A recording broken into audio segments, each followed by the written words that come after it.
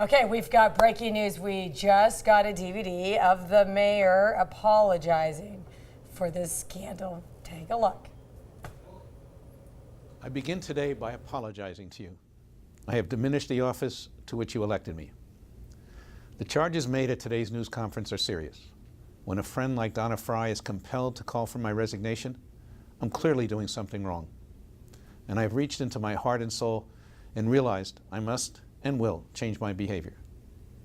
As someone who has spent a lifetime fighting for equality for all people, I am embarrassed to admit that I have failed to fully respect the women who work for me and with me, and that at times I have intimidated them. It's a good thing that behavior that would have been tolerated in the past is being called out in this generation for what it is, inappropriate and wrong. I am also humbled to admit that I need help.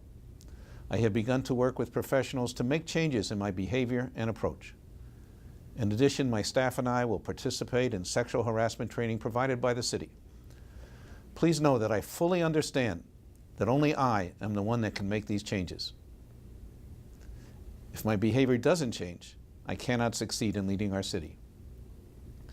In the next few days, I will be reaching out to those who now work in the mayor's office or have previously worked for me, both men and women, to personally apologize for my behavior. I will also be announcing fundamental changes within the mayor's office designed to promote a new spirit of cooperation, respect, and effectiveness. You have every right to be disappointed in me. I only ask that you give me an opportunity to prove I am capable of change so that the vision I have for our city's future can be realized. Thank you. Boy, here with the reaction to that apology is Watchdog Reporter Trent Seibert, Editorial Writer Chris Reed, and Political Editor Michael Smolens. Okay, we read the apology. What do you think? The whole, you see the look, the engaging, that's acting 101 if you ask me. Message he cares. It seems to me that the mayor will try to weather any storm that comes up. And when allegations will come out, he'll try to say, I've already talked about that, I've already addressed this, let's move on.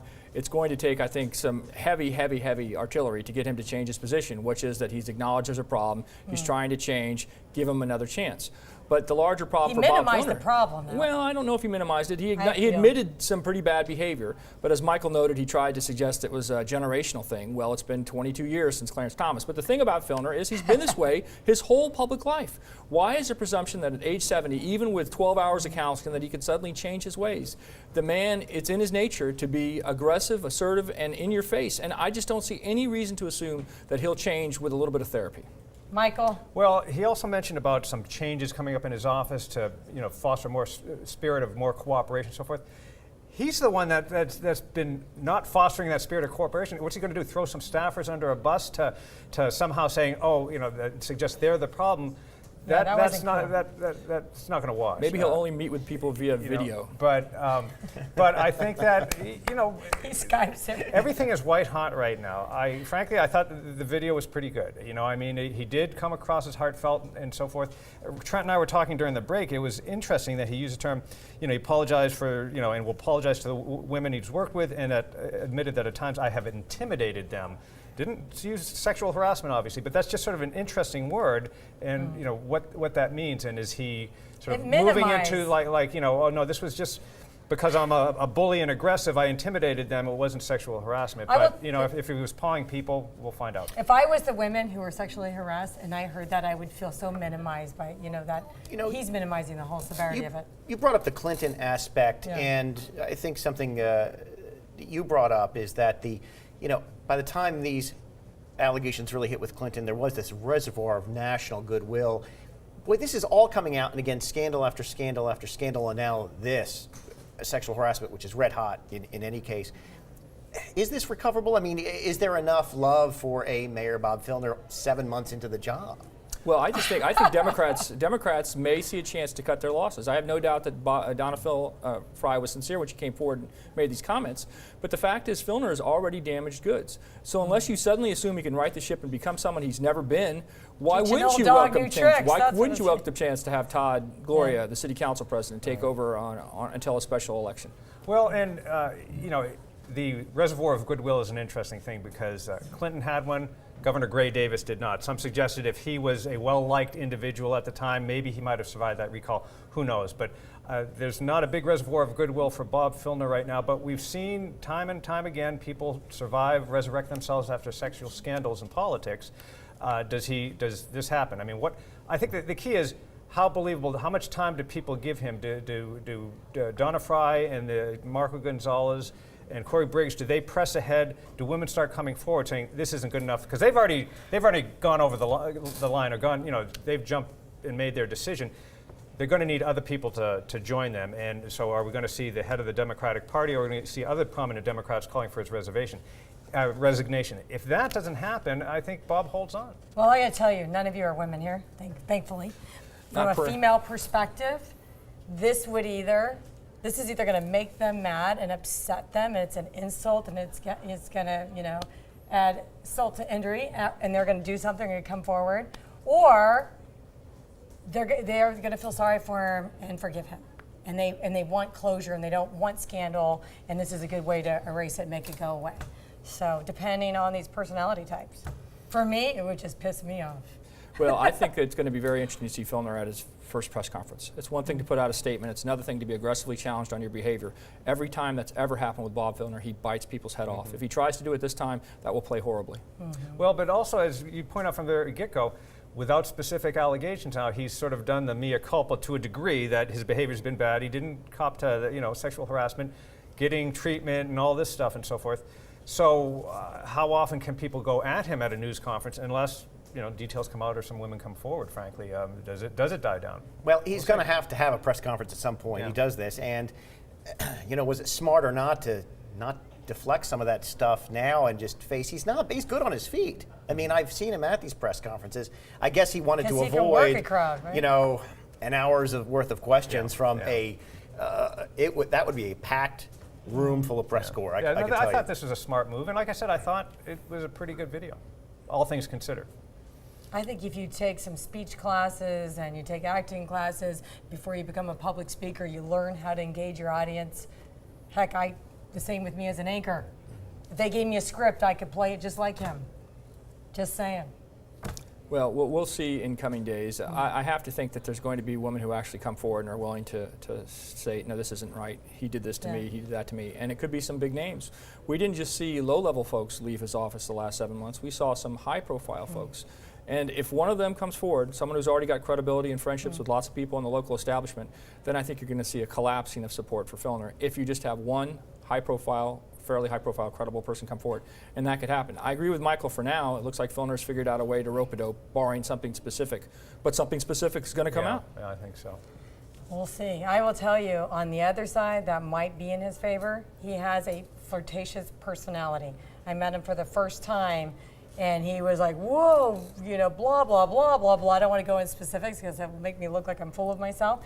But very flirtatious, asked me right away in front of a witness. This is just me blowing smoke. That another fellow anchor from the UT was there, just blown away that he was flirting with me on such a high level. Asked me if I wanted to be First Lady of San Diego. While he had a first lady. First lady. While he had one, right? He was still going out with his girlfriend. He was still living with his fiancée. Well, he could have two first ladies. I was uncomfortable, so I went, yeah, let's just laugh this off, and I'm just going to pretend you're joking. And I wanted to believe he was joking, so who knows? I mean, there is that. We want to give him, equal opportunity to prove himself. Maybe he's just super flirtatious, but if a woman comes out, there's a picture of it right there. Going to take a picture. I'm going to try that blah, blah, blah pickup Look at where his hand is. Very close. I'm like, my anchor was so embarrassed, she was like dying. But, and we've heard of pictures coming out. I saw one of his arm around a woman, not you, but politicians do that. And that's not what he's being accused of. I mean, Mitt Romney wasn't like that. If people find, he makes people feel uncomfortable at times. He makes women feel uncomfortable at times. He asks women out. He's been flirtatious. That's not it. It wasn't appropriate behavior while he had a fiance. That can't get mixed up with serious sexual harassment accusations, right. which people I think are going to want to now see and hear. Yeah. Well, what's interesting about Bill Clinton is that the origin of his feud with the Washington media was in 1991 at the National Governors Conference, where he hit on a young woman who turned out to be a young Washington Post reporter. And the Washington Post reporter staff en masse turned on him because they believed he was a cad. So Bill Clinton didn't get the honeymoon that Barack Obama got from the Washington Post because they had all heard the story of the 40-year-old governor hitting on the 26-year-old reporter in front of the national media corps. So I almost wonder if we're going to end up finding out that, in fact, Filner has hit on some reporter somewhere, because that is in his nature. Steve Breen's cartoon today could have been a documentary. Yeah, we got to pull that up later in this show. Do you have anything else in closing? Well, I'm curious. My thought has always been that he is, he's the mayor of the 8th largest city in the spotlight now.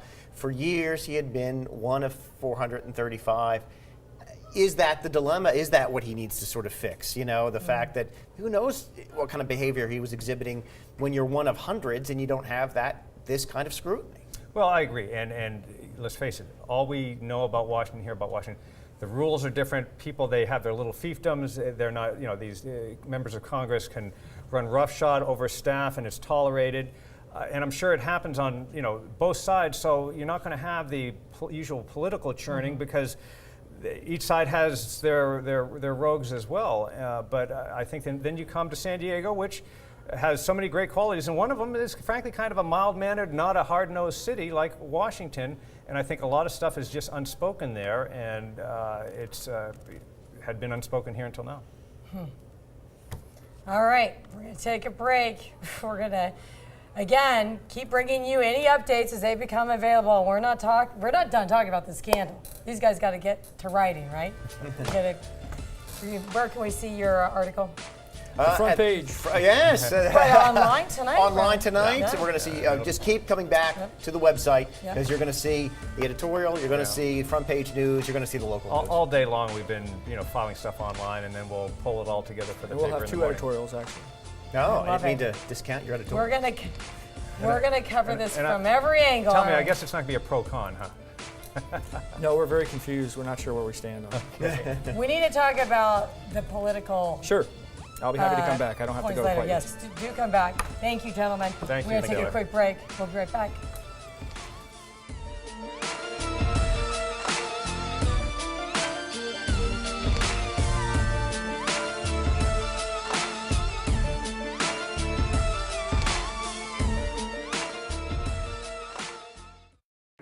Yes. Governor Brown, I do have some questions on the enterprise zone. Yeah, I think a lot of people here might be curious on your thoughts on what's going on with Bob Filner and the calls for his resignation. Do you have any thoughts that you'd like to share on that? No.